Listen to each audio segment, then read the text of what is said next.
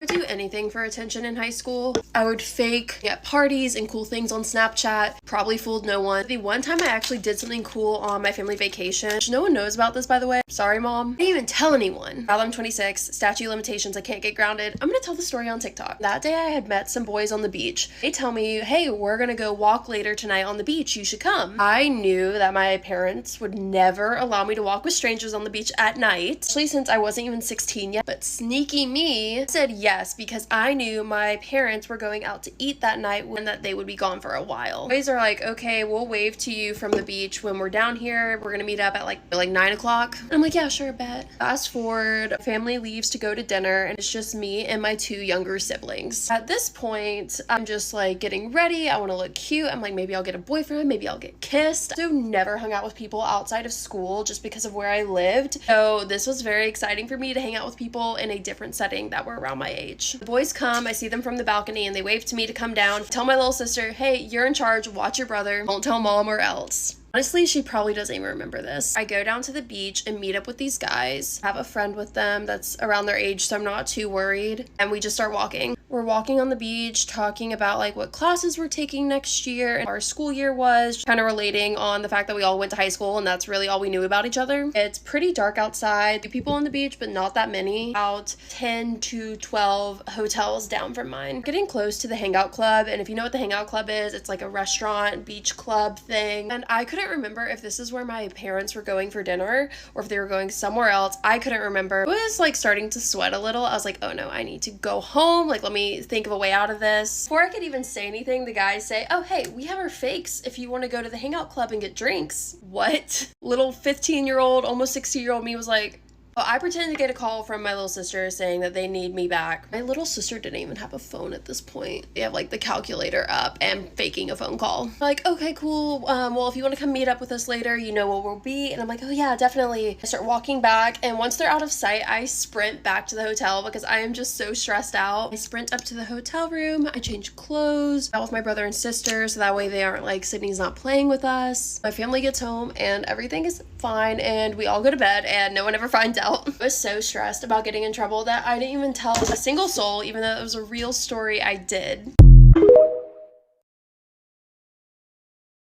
My mom pulled up to a party I was at to fight a bunch of teenagers. So I was friends with this girl. She started stealing random stuff from me. That's a whole story time of its own for another time. We eventually had a falling out. This girl was friends with this other girl. Was kind of known for being a drama starter and getting into a bunch of fights. Call me a scaredy cat. I have never been a fighter. That one time when my ex tried to box me, story time in and of itself. We're nearing the end of school. I'm walking with this one girl. She's telling me about this party that she's throwing tonight. In the middle of talking about this little party, the girl's friend that was known for starting fights comes up to me. I heard you talking crap about me. She's yelling in my face. It was really random. People are starting to form like a circle around us. This girl was like towering over me. She was way bigger than me. I look at my friend that just invited me to a party. She's watching this happen, and I was like, you're not gonna help me? Drama starter, let's call her Soph. Soph goes, I'll be seeing you. Let's go. I swear I'll knock your teeth out. They're expensive. Ended up just walking away. I'm texting my mom, a friend that invited me to the party. Let's call her Regina. Her house was right down the street from mine. So I'm there and I'm anxious, and so I'm texting my mom the whole time. I was just happy to be there, bro. I sat in the corner quietly the whole time, but like, you bet your bottom dollar I was posting on Snapchat that I was at a party. Guess who walks in? So I just text my mom, all her friends are here. My phone is on like 10%, and I was like, oh my gosh, my mom will kill me if my phone dies. I go inside, I plug my phone in, and I go back outside, and I'm starting to get comfortable. Like, everything's really going okay. I ran out of time before editing, but part 2 is already posted. So like I said, everything was honestly going so good. My phone's inside charging. I honestly forget about it for probably an hour. All of a sudden, I'm sitting there, I'm making friends. A teenager's worst nightmare comes true. Soph looks at me and goes, why is your mom here? And I laugh. No, seriously, your mom's in my kitchen. What? So I was like, okay. Like, Mom, like, let's go outside. She's like, oh my gosh, like, are you okay? She's hugging me. This woman has her hair up. Never wears her hair up. And baggy clothes with her hair up, no jewelry. And I still feel so bad. This poor lady. I thought it was a setup. I thought you were like getting jumped. I thought you were laid in a ditch somewhere. Like, I thought they got you. She goes, I came ready to help you. Throw down mode with a bunch of 16-year-olds. And I was like, why the hell would you think? You think I wouldn't have let you know? She goes, I have called you like 30 times. I forgot my phone was inside charging, and so I hadn't texted my mom back for a very long time, and the last thing I told her is that the girls got there and then I just stopped answering. This poor woman was fully convinced. Honestly, like, valid thought. It scared her so bad, she walked me into school the following Monday, talked to the principal. At the time, I was so embarrassed, but now I would do this for my daughter too. Like, one of the, like, hall monitor people, the yard duty people, watched this girl scream in my face, watched people circle around us, and did absolutely nothing to stop it. As embarrassed and mad as I was at the time that my mom like showed up like that and went to my school, what a ride or die. I would do the exact same thing for my daughter in the future. Mom was definitely ready to throw down with some 16-year-olds. Ain't go to many parties after that. Love you. Get ready with me while I tell you the story of how I was stalked for 5 years. So of course, as usual, I'm gonna give you guys a backstory. So I was born in Ireland, but I moved to the UK in 2015. As soon as I got to this high school, there was a boy in my high school who was absolutely obsessed with me. He was in my year as well. Have some tea, okay? He was fake age. I wasn't feeling the same way. I was not into him. I was not attracted to him. I had no interest in him, absolutely nothing whatsoever. For the whole of those 5 years, he never said a word to me, but he did everything else under the sun. I'm gonna tell you guys how it started. He told his friend to tell me that he had a crush on me. Obviously, his friend came and told me, and I told his friend that I don't like him. So then from that point on, he stalked me for the whole 5 years of high school and even after high school. So the first thing he did, after we finished school, I would do my curricular activities such as sports. He did no activities, he did no sports. He would wait for me outside of the school gates until I finished my sports, and he would follow me home. When I moved to the UK, like, I moved houses like 3 times, and each and every single time he found out where I lived, he would follow me to my home. At first, I didn't know he was following me until one day when I finished my sports after school, I saw him waiting. I was like, who is he waiting for? All his friends are gone. Like, there's no one for him to wait for. As I was walking home, I see him walking behind me. He didn't live anywhere where I lived. I was like, yeah, he's following me. He already knew where I lived, so even if I went in a different direction, he would still know that I'm not going home, like, because he knows where I live. And like, in school, he would never ever speak to me. Instead, what he would do, he would get his friends to talk to me, send messages from him by giving it to his friends to give to me. And like, he knew that I didn't like him. He knew I didn't have any interest in him. He knew all of these things, but he still continued to like try to pursue me. And I realized he was following me home and stalking me. I had told the teachers in my school, and of course, if you watch my story time about how I got into the fight with those girls at school, you would know that the teachers at my school were absolutely useless. And so when I told the teachers, they said there's nothing they can do. It's not their problem, basically. He's following me home every day after school, and there's just nothing I could do about it. It got to the point where I was asking my dad to pick me up after school because I was like, I don't want to walk home when I know someone's following me. What could he do? Along with him following me home, there was also something else. Man, this was just crazy. One of my old houses, there was a park behind my house. I remember one day, I looked outside my window at the park and I saw him. He wasn't just chilling at the park. Imagine this is my house, the park is here. Like, looking at him from the window, you would think he's standing right in front of me. That's how close the park was. And that's how close he was to my house. And when he saw me see him see me, I've never seen no one behave like this before. He started doing flips.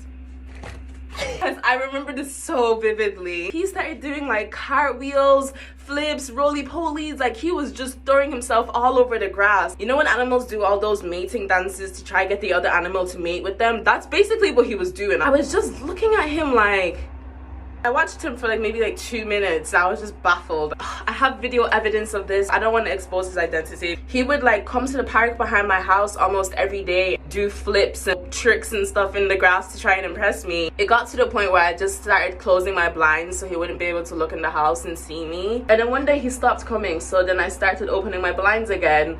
And the next thing you know, he shows up again out of nowhere at the park. I remember one time he brought a scooter to the park. He was doing like tricks on the scooter, and he would look in my window to see if I was looking at him, like all that weird shit. Trying to court me, basically. So getting to maybe like year 10, I start using social media more actively. I guess you can guess what I'm about to say. He found my social media. He would continue to spam text me every single day on every social media account I had. But he would never ever speak to me in school. It was Instagram the most he would text me on, like always DM me saying hi, hi, hi, hi, hi. I would block his account every single day, and every single day he would make a new account. I remember one time he sent me like an invite to his birthday party. Of course I didn't freaking go. He sent me like a really long paragraph one time confessing his love for me.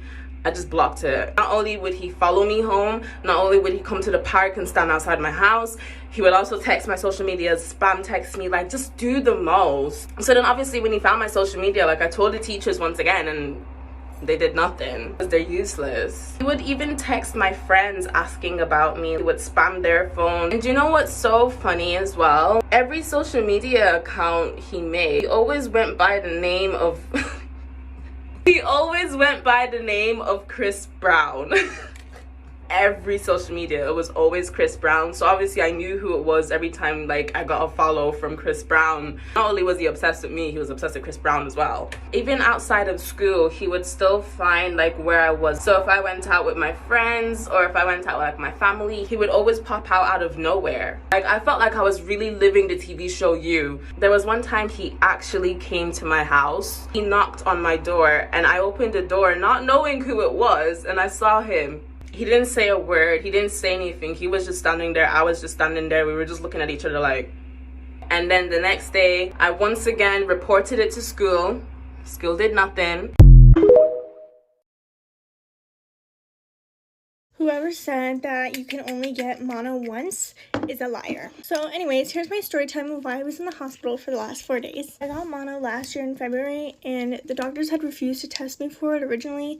So for the first 2 weeks, I was still like going to school, going to work, doing my normal stuff, which I was exhausted, but I was still doing it. I had all like the normal symptoms. Really sore throat, super exhausted, headache, nausea, all that kind of stuff. Face also got really puffy, which is what gave me the idea this time that I might have had mono again, which in majority of cases you only get mono once. You get it once, you're done, that's it.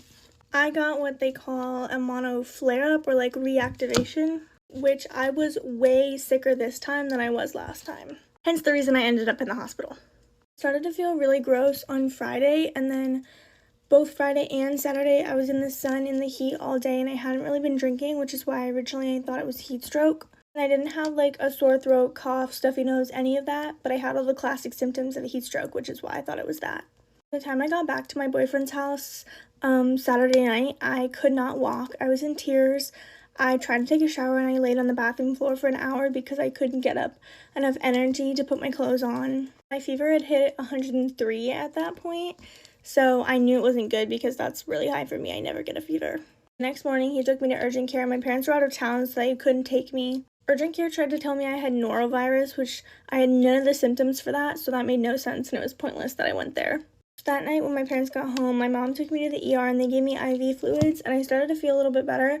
And then that night, my temperature finally dropped, and then I went to sleep, woke up in the middle of the night, full sweats, and then I started shivering super bad. And I was like, oh my god, like I can't do this. My temperature spiked super high again. So we went back to the ER and they admitted me. This was also my first ever hospital visit, stay, whatever. They tested me for like literally everything under the sun and could not figure out what it was. I was beyond miserable, like I felt horrible. I don't think I've ever been in that much pain in my entire life. And they finally figured it out after I brought up the idea of a mono flare-up, which I was correct. But my fever finally broke last night and it stayed down, so now I'm home. But basically, if you have had mono before, you can get it again. Well, you don't get it again, but it reactivates in your body through like stress or exposure, whatever. It is horrible. I do not recommend. Anyways, love you guys. Bye. Hello you guys, get ready with me while I tell you guys the story time of my weirdest date. Okay, so a little bit of back history. I met this guy on TikTok. I was really in my dating era. I was just like going on dates and I was like, you know what, why not? Hopefully he doesn't see this because I think he still follows me on TikTok, which he's a cool guy. It was just a weird interaction. So the first time he took me out, he picked me up. We just went to go eat. It was fine, it was cool. Obviously like still breaking out of the shell, you know what I mean? So the second time we hang out, he picks me up and we decide to go to Boiling Crab because obviously your girl loves boiling crab. I don't really remember the conversation in the car because this was like 2021. We're on our way to Boiling Crab and we call and we ask if they have Apple Pay and they don't. And I was like, oh my God, like I had forgotten my card too. So I was like, fuck, you know? And obviously I don't mind paying on a date. Like that wasn't even like what I was expecting. Like I didn't leave my card on purpose. Sometimes it just like happens when you're switching out purses. And so I tell him that, I say, you know, they don't take Apple Pay and I don't have my card with me. I tell him all that. I was like, you know, don't mind selling, whatever. He tells me Chase takes Apple Pay to take money out. And I was like, oh, okay. He was like, yeah, I'll take you. And I was like, okay. So this man makes me find an ATM and then drives me to a Chase ATM. Makes me get off and go take out money in this ATM. It's nighttime, mind you. Like, be so for real right now. So whatever, I take the money out and then we head over to Boiling Crab, you know. I had to take off my jacket because I started getting hot. So anyways, I kind of like had an inkling it just wasn't really gonna work out because he was a lot more shy than I am. I kind of had to be the one to like pull him out of his shower. I don't mind, but like just like deep inside I just knew it wasn't gonna work. It's just like awkward like interactions with like the waitresses, and I just think like that was just me. Maybe it wasn't like on his end. I just like felt like, ooh, you know what I mean? Okay, so the date goes on, you know, we eat, whatever, and then the check part comes, and obviously him taking me out to get the money, you know, I assumed I was gonna pay, which I didn't mind. So the bill comes out, you know, I'm digging in my purse, and he puts his card down. Puts his card down, and I was like, what? Then this guy goes, no, I just wanted to see if you would actually do it. Like, you did all that for what? You took me to ATM, made me get down to take out money to see if I would actually pay or not. Like, didn't mind paying. It's just the fact that like to do all that, like interrupt our date to go take, I don't know. Let me know if you guys think that's weird. Okay, this is the final look, but I think it's safe to say that it didn't work out. Maybe I was just being crazy. I don't know. I just didn't. What do you guys think? Let me know. Bye, guys. This is why me and my ex-boyfriend broke up. If we are going to be 100% honest, the first problem that we had was in January of 2024. And it was on his birthday because I literally spoiled him, wrote him the sweetest card. He was the most genuine person to me, or so I thought. I don't remember exactly what it was, but he like stood me up on some plan. And I was literally like bawling my eyes out because he had never done that to me before. Next day is his birthday, everything is fine. Then this is where shit kind of hits the fan. So it's their big little night. Everyone's like really fucked up because you gotta get fucked up, right? I find out at the dinner, and I'll insert it here, that he texted some girl all drunk being like, I miss you, me and others. And like, I'm out with my best friend and I'm just like pissed. To be so honest, I should have left then, but like, I'm just telling the story. He's saying that they did it because they all thought it was funny. I was like, funny? Because I guess my emotions are funny. Move along. March is Cabo time. I was supposed to, but then me and my friends planned to do something else. He went to Cabo, crashed the fuck out, literally came back 2 days later with a black eye, was cussing at everyone, like was pissed off at everyone because he thought everyone wronged him. Keep in mind, I have yet to wrong him. Keyword is yet. And keep in mind, like, this was only just a little bit of it because then he was all dude up. And then one day I literally came over and I brought like liquid IV and like Gatorade, and I wanted to see if it was okay because he was like texting me all crazy. And I was trying to be like caring and compassionate. I went over there, he was just drunk and angry and literally accused me of having an eating disorder that I didn't even tell him I had. And I in fact did. That was the first time I should have smacked him crazy. And I don't know what to do. So I'm like walking home like crying. I don't even know why this story is still going when I'm retelling it, but let's fast forward to my best friend's birthday. Houston, Texas. So we're all sitting at a bar and it's me, my friend, and then 2 of our guy friends. We tell him to pull up because like, I'm like, he's my boyfriend, like I want him there. He sees me saying there were 2 guys and he's like,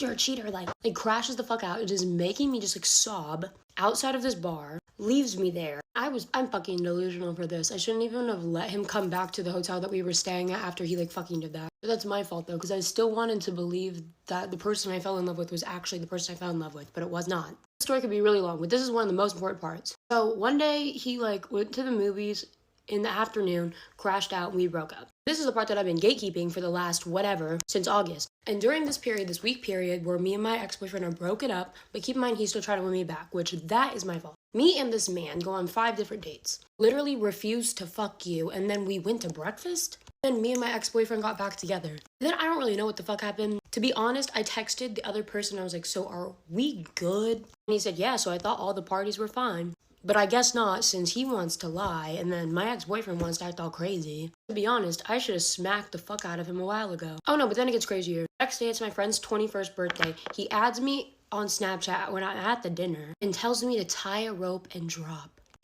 To be honest, at that point, I was looking at my phone and I was laughing. Me being me, I'll find everything out. So then we break up like for good. A couple months go by. Then I happen to find myself in a social setting where I was in a room at a restaurant with some man that my ex-boyfriend, would Venmo for drugs. This man then shows me all of the Venmo transactions, and I found out that I was being lied to pretty much the whole time. So no, I don't feel bad making this. I really don't, because you're not the person. I don't regret anything I did. I don't regret the memories. Calling me a despicable human when your blood runs cold. Isn't it funny? Get ready with me whilst I tell you some really funny but traumatic experiences I had when I was at school and being a social media girl. Starting off, I think this is one that a lot of people always get shocked about because they're like, no way people asked you this. But teachers used to always ask me like, oh, how much do you earn a year? And like all these really, really personal questions about like my money. And like I just always used to think I would never ask a teacher how much they earn, so why are they asking me? A lot of people always expected, like because I had a following on social media, that a lot of people wanted to be my friend. But I'd say it was the complete opposite. People was kind of like, I don't even know what it was, but people was just so weird with me and like just was rude all the time. Be like, oh, she's a TikTok girl, like she's so prestige. But none of them would even speak to me. Like I made some really good friends in younger years and my years, but everyone else just had such an opinion when they didn't know me, which is one thing I find with social media, and a lot of my friends had the same issues growing up on social media. It's really annoying. I think one of the most funny, memorable things is the rumours people used to make about me, which was so far from the truth. And it used to literally make me giggle so much because I'd be like, that's just not true. Like, basically, some girls was throwing balls at the back of my head in PE. And I felt really dizzy, so I went to the medical woman, and they made me, like, tell them what happened. Because I was like, I don't really care, but I had to tell medical what happened. And then medical told pastoral, which is, like, the people that, like, try to sort out problems. And I remember I was like, oh, this is just going to get me so much more problems. And then the whole of year 8 and 9, I had a rumour going around that apparently my parents paid the school to get me out of trouble. And my dog's sneezing like mad. Are you okay? But no, like, there was seriously a rumour going around that my parents owned part of the school. My parents paid the teachers not to get me in trouble. But in reality, they was all the ones that was being naughty and not me. That's why I just never got in trouble, because I was just the blooming victim of it all. But yeah, that was a very good rumour that went around. Everyone literally told everyone that my mum paid the school to get me out of trouble. Another thing was I was called Snobson because my last name's not actually Charlize, it's Hobson. And my whole school life, I was called Amelie Snobson because apparently I was a snob. In year 7, I had a red bag. So in year 7, most of the people used to call me Red Bag Girl because no one knew my name. If I ever had hate from anyone from school, like being horrible to me, and the school found out about it, the school would tell me to quit social media because that's the reason that I get hate. But, like, there would be kids that done dancing in my school that would get hate because they was, like, good at dancing. But they never got told to quit what they was passionate in doing. It was just because I done something different. If you want a part 2, let me know. I've got so much more. Story time on my middle school from hell. So during the first break of the day, a whole crowd had gathered around my principal, and one of the kids decided to throw it at the principal. It was a pink little, and they threw it at the principal. I don't really know why or who threw it. They never found out who threw it, I don't think. But regardless, they threw it at the principal. The principal picked it up. He threw it in the trash, and he was just kind of looking around like, who threw that? But yeah, that was like the first part. This all happened in like one day. This is like the first part of the day. Like, this happened right after first period. So towards the end of second period, right before lunch is about to start. So I realized I said something here that I can't say on TikTok, but basically we were called into a shelter in place, and we were all thinking that it was a school. I remember texting my mom like, oh my god, we're in lockdown, like what do I do? And it ended up being called off like around 20 minutes later. But I had a friend in student aid who had that period in the office, and she found out that there was a homeless, or I don't know if he was homeless, but it was like some random man with his shirt off, and he had a duffel bag, and he had in them. His plan was to pew the school, but like we didn't know that at the time, so we were like all chilling. And then lunch rolls around like kind of right after the lockdown was lifted, and like 10 minutes into lunch, the fire alarm goes off. So everyone is thinking, oh my god, there's this, and we're in outside school. So I remember looking around and everyone was running every which way. Like, even though the fire alarm was going off, everyone assumed like it was something else. And there was like teachers ushering kids into the classrooms, which like, if you see that, like, you know that even the teachers thought that there is and so everyone was freaking out. Like, there was students running into classrooms, there were students running into like the field where we're supposed to go for like a fire evacuation. And after like 5 minutes of everyone freaking out, running every which way, the fire alarm gets called off, and they're like, okay, it was just a faulty alarm, like it's okay, it was all okay. So then the school day ends. So the day everything happened, or the day after, I really can't remember, there was like rumors going around that there was gonna be a bunch of fights the next day, and like the school, and it was like crazy. So a bunch of kids didn't show up to school the next day because they were all scared that the school was gonna get, and it was just like really scary. And I remember asking my mom, like, please, can I stay home? Like, I'm so scared. But like, my mom made me go anyways because she didn't want me missing school. So the next day rolls around, and that's when everything's supposed to happen. So cops show up to our school to like supervise during lunch and everything. And during lunch, like 2 fights broke out, and there was kids like swinging at the police officers. So they ring the bell for us to go to our last period, because this all happened during lunch, and our lunch got cut short, like 20 minutes. Like, it was that bad that there was so much chaos, they had to cut our lunch short. And we report to our 6th period, and oh my gosh, I remember how mad my teacher was. She was livid. We spent like a whole hour of class, like just a whole hour as soon as we got there, saying like how disrespectful we were, how we were such bad kids, how she had never seen a class this bad, and that she's never been more sad in her teaching career, which was understandable because like we were crazy. Like, I don't really know why we were doing all that. Like, we were really extra for doing all that. So they also took away our soap dispensers for like 2 weeks prior, so we literally had no soap at our bathroom. So when we went to the bathrooms, like, we would just wash our hands with water and nothing else. And she was just telling us how it was our fault we had no soap dispensers because we did something to them. I can't really remember exactly what we did, but I don't know. Anyway, she just went on this whole spiel about how she was so disappointed and upset and mad and yada yada yada. And the next week, there was a couple crazy things that happened too. That was the week before, or the week that COVID hit, and that was like the week before spring break. And it got to the point, or there's something that happened that made my mom have to call the cops, like while I was in class. But this is getting kind of long, so let me know if you guys want a part 2.